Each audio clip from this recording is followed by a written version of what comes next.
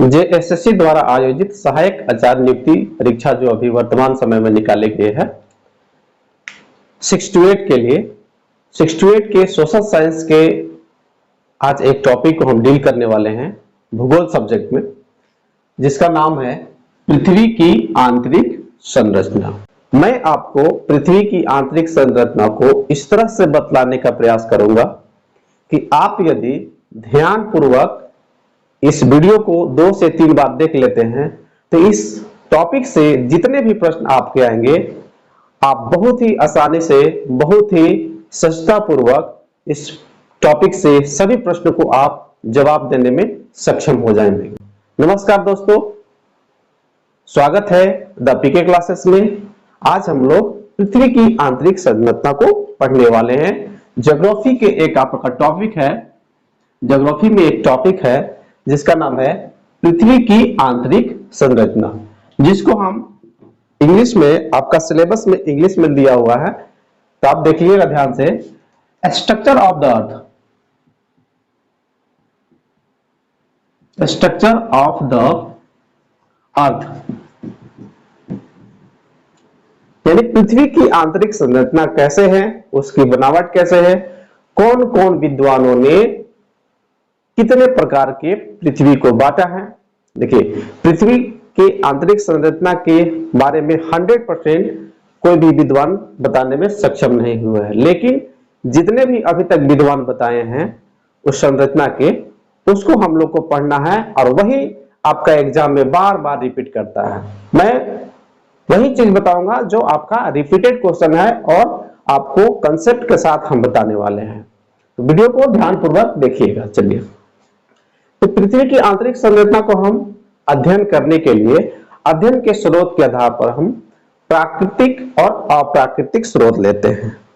अध्ययन के स्रोत लेंगे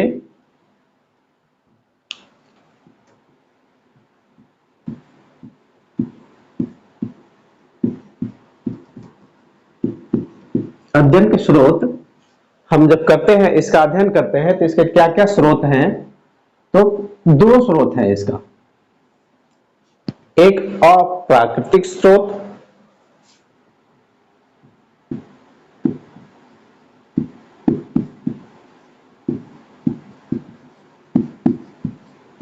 दूसरा है प्राकृतिक स्रोत।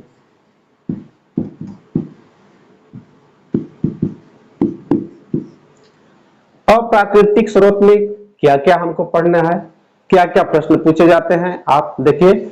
अप्राकृतिक स्रोत में हम लोग पढ़ने वाले हैं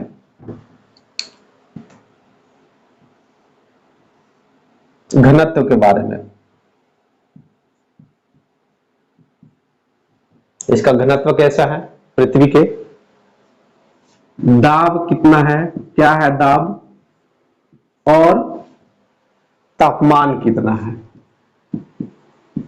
तापमान कैसा है पृथ्वी को, इसके आधार पर स्ट्रक्चर ऑफ द अर्थ का वैज्ञानिकों ने अध्ययन किया है। यानी अप्राकृतिक स्रोत के अंतर्गत वैज्ञानिकों ने घनत्व, दाब और तापमान के आधार पर पृथ्वी को समझने का प्रयास किया है, पृथ्वी को समझाने का प्रयास किया है और पृथ्वी को बांटने का प्रयास किया है। दूसरा है आप प्राकृतिक स्रोत। तो प्राकृतिक स्रोत में आपका ज्वालामुखी उद्गार एवं भूकंप विज्ञान आते हैं।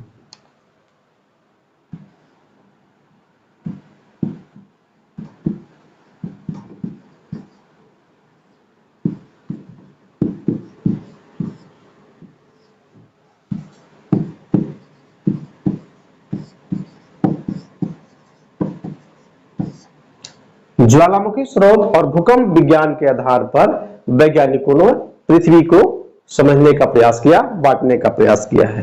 चलिए एक एक करके हम देखते हैं कि घनत्व कितना है पृथ्वी के, दाब क्या है पृथ्वी के, तापमान क्या है पृथ्वी के, और ज्वालामुखी के स्रोत के आधार पर कैसे बांटे हैं, भूकंप विज्ञान के आधार पर कैसे बांटने का प्रयास किया है। इसके बाद हम पढ़ेंगे पृथ्वी को कितने भागों में बांटा गया है, किन किन विद्वानों ने पृथ्वी को बांटा। घनत्व की बात करते हैं पहले। घनत्व, तो सबसे पहले एक कैवेंडिश नाम का भूगोलवेता थे जिन्होंने न्यूटन के गुरुत्वाकर्षण सिद्धांत के अनुसार, आप लिखिएगा पॉइंट में, न्यूटन के गुरुत्वाकर्षण सिद्धांत के अनुसार कैवेंडिश ने सर्वप्रथम पृथ्वी के घनत्व को मापा।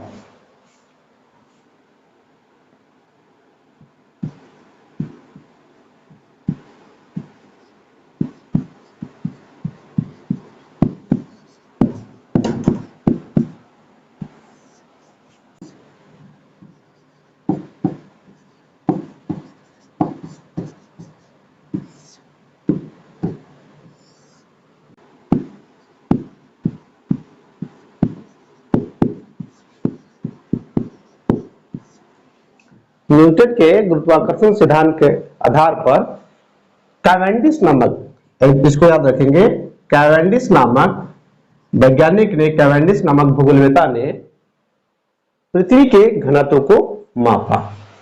अब पृथ्वी के घनत्व कितना है, क्या है, ये बार बार एग्जाम में पूछे जाते हैं आपका एग्जाम में। तो पहला आपका जो आता है कि पृथ्वी के धरातल के घनत्व कितने हैं। पृथ्वी के धरातल का घनत्व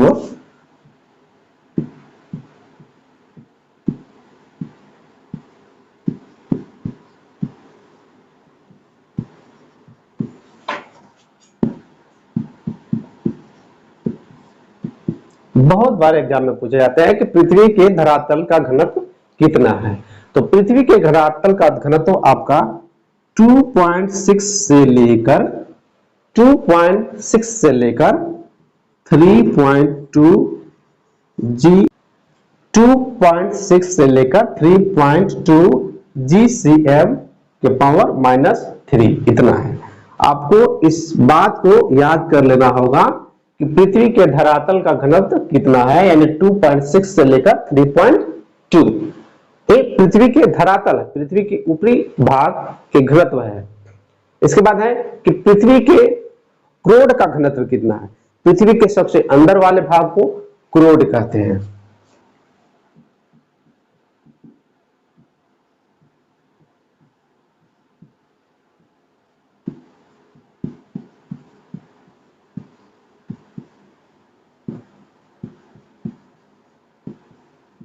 पृथ्वी के क्रोड का घनत्व जो होता है 11 है।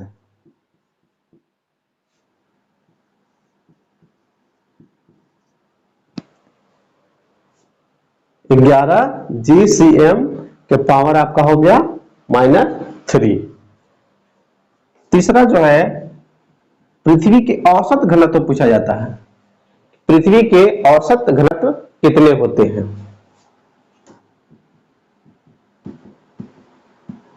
तो औसत घनत्व 5.5।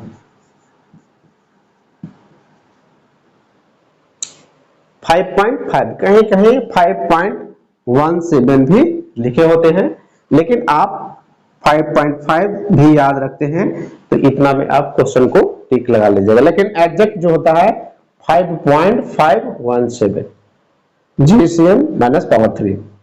एक पृथ्वी के औसत घनत्व की बात कर रहे हैं हम। घनत्व के बारे में बताएं। और प्राकृतिक स्रोत में घनत्व आते हैं तो घनत्व के कितने भागों में कैसे बांटा गया पृथ्वी को। तो पृथ्वी के धरातल का घनत्व कितना है, पृथ्वी के क्रूड का घनत्व कितना है और पृथ्वी के औसत घनत्व कितना है। एक क्वेश्चन रिपीटेड है, बार बार एक क्वेश्चन पूछे जाते हैं। आप इसको बिल्कुल अच्छी तरह से ध्यान में रखेंगे। चलिए अगला हम देखते हैं दाब।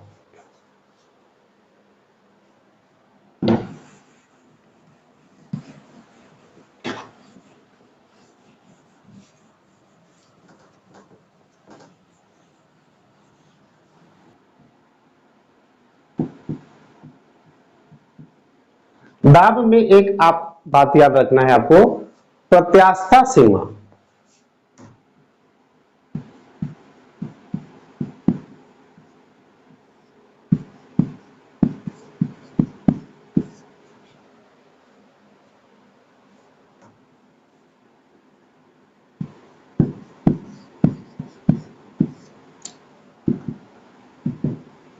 प्रत्यास्था सीमा क्या है, आप इसको ध्यान रखिए।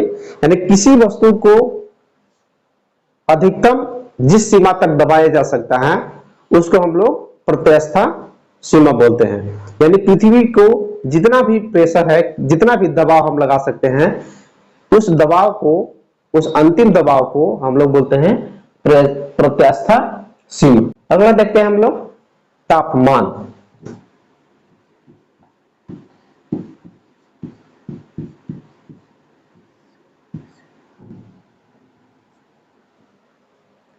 तापमान तो जनरली पृथ्वी का तापमान, अब जैसे जैसे आप अंदर जाएंगे उसके तापमान में अंतर पाए जाते हैं। जैसे कि ऊपर का तापमान कुछ और होगा, पृथ्वी को जैसे जैसे आप कुआं में, यदि आप गहराई में नीचे जाएंगे, यदि आप कुआं में कभी एंटर किए होंगे, सभी को तो कुआं में घुसा नहीं है, लेकिन आप जैसे जैसे पृथ्वी के अंदर नीचे जाइएगा, जैसे जैसे पृथ्वी की खुदाई होता है, पृथ्वी का टेम्परेचर जो होता है बढ़ने लगता है, अंदर में गर्मी बढ़ने लगता है। यानी इसका कहने का मतलब हुआ कि जैसे जैसे हम पृथ्वी के अंदर जाएंगे टेम्परेचर बढ़ते जाएगा, जिसके कारण, टेम्परेचर बढ़ने के कारण पृथ्वी के अंतिम जो, जिसको हम लोग कोर बोलते हैं, आगे हम लोग पढ़ेंगे, तो पृथ्वी के कोर का घनत्व इतना बहुत ज्यादा है, जिसके कारण वह लिक्विड में हो गया है, आग के गोला के रूप में है।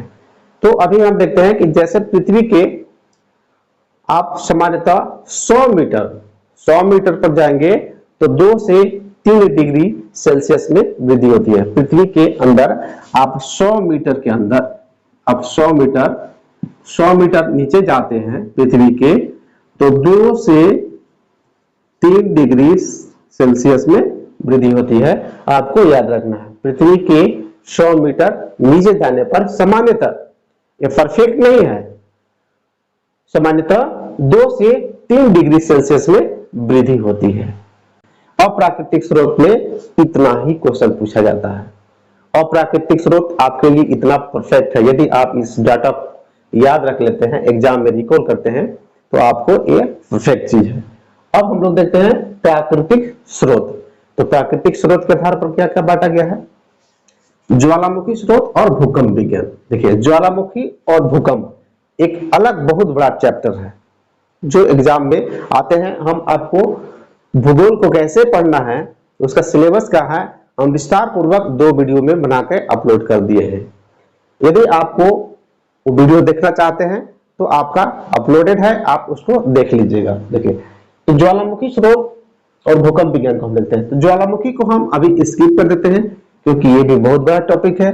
भूकंप को भी हम थोड़ा सा आपको डिटेल में बताते हैं कि इसमें थोड़ा संक्षिप्त में क्या क्या क्वेश्चन पूछे। ऐसा तो बहुत बड़ा डिटेल चैप्टर, भूकंप अपने आप में एक बहुत बड़ा टॉपिक है, लेकिन अब संक्षिप्त में इसको हम डिटेल करते हैं। इसके बाद हम स्ट्रक्चर के बारे में पढ़ेंगे।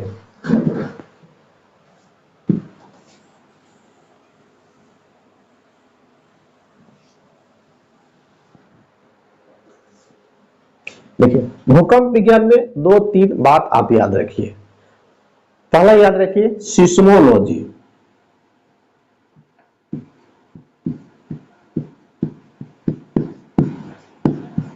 सिस्मोलॉजी, दूसरा याद रखिए सिस्मोग्राफ,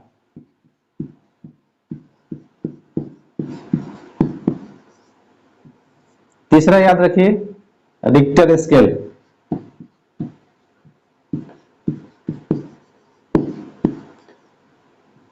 तीन वर्ड आपको याद रखना है इसमें, सिस्मोलॉजी, सिस्मोग्राफ और रिक्टर स्केल। इसमें बच्चे ज्यादा कंफ्यूज करते हैं। सिस्मोलॉजी क्या है? भूकंप विज्ञान को हम सिस्मोलॉजी बोलते हैं। भूकंप विज्ञान को क्या बोलेंगे हम? सिस्मोलॉजी। अब लिख लीजिए, भूकंप विज्ञान को हम क्या बोलेंगे? सिस्मोलॉजी। सिस्मोग्राफ क्या है? भूकंप के अध्ययन को, सिस्मोग्राफ भूकंप के अध्ययन को सिस्मोग्राफ बोलते हैं। रिक्टर स्केल क्या है? भूकंप की कितनी तीव्रता आती है, भूकंप के कितना तीव्रता आती है, कितना झटका महसूस होता है, उसका यदि हम अध्ययन करते हैं तो रिक्टर स्केल पर कहते हैं। आप देखे होंगे कि जब भूकंप आता है तो न्यूज़ोग्राम देखे होंगे कि 5 रिक्टर पैमाने पर आया, 9 रिक्टर पैमाने पर आया, तो इसका स्केल बना हुआ है 1 से लेकर 10 तक। इसमें स्केल पे पूछा जाता है कि रिक्टर स्केल पर कितने पैमाने होते हैं, तो आप याद रखिए कि 1 से लेकर 10 तक। तो जितना ज्यादा तीव्र भूकंप आएगा उतना उसका रिक्टर आएगा। सबसे अधिक रिक्टर स्केल होता है 10। 10 से अधिक रिक्टर स्केल अभी बना नहीं है। चलिए ये देख लिए। और इसमें तरंग पूछे जाते हैं, भूकंप के तरंग। तरंग तरंग 3 तरह के होते हैं, P, S, L। भूकंप के जो तरंग होते हैं, भूकंप जो आता है उसका जो तरंग होता है उसके 3 तरंग होते हैं, P, S और L। जो सबसे जो तीव्र भूकंप आता है, बहुत ज्यादा जो स्पीड होता है, उसको P भूकंप के अंतर्गत रखा जाता है, यानी इसको प्राइमरी वेव भी बोला जाता है। प्राइमरी वेव, प्राथमिक तरंग।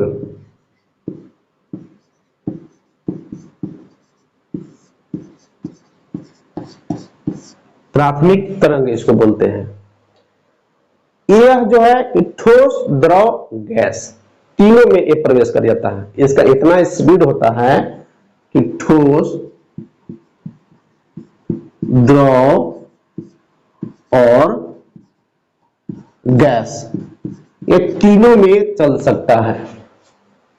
एक क्वेश्चन पूछा जाता है कि भूकंप की पी तरंग या प्राथमिक तरंग किन किन पदार्थों में चल सकता है, ठोस में, द्रव में, गैस में, ये सभी में, ये दोनों में, ऐसा करके आपको देगा।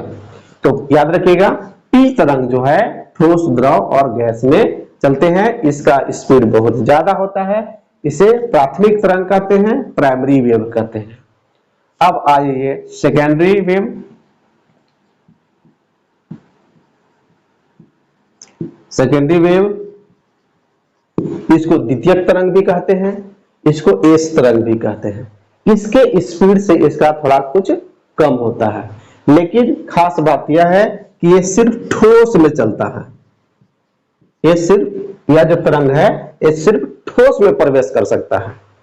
इसके आधार पर वैज्ञानिकों ने अनुमान लगा के पृथ्वी की आंतरिक संरचना को बांटा है, वर्णन किया है।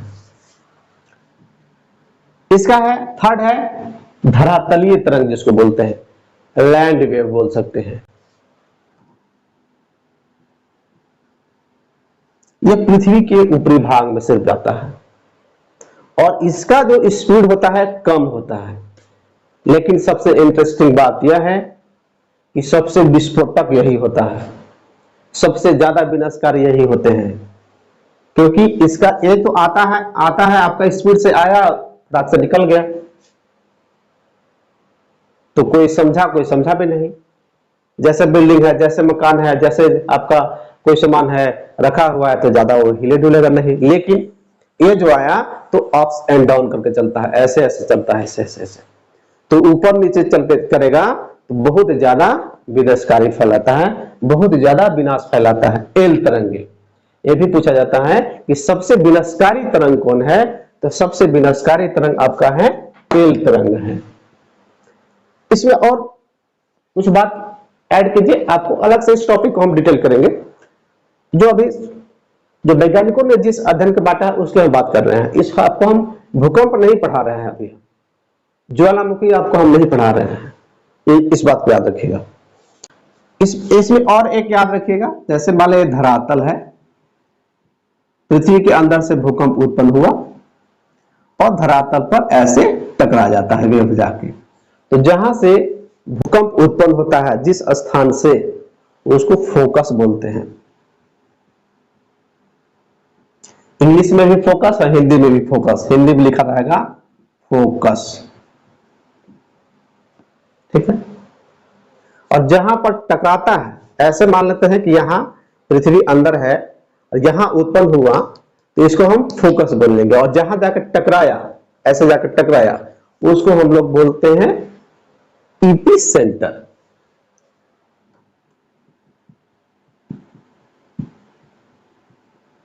जिसको अधिकेंद्र बोल सकते हैं।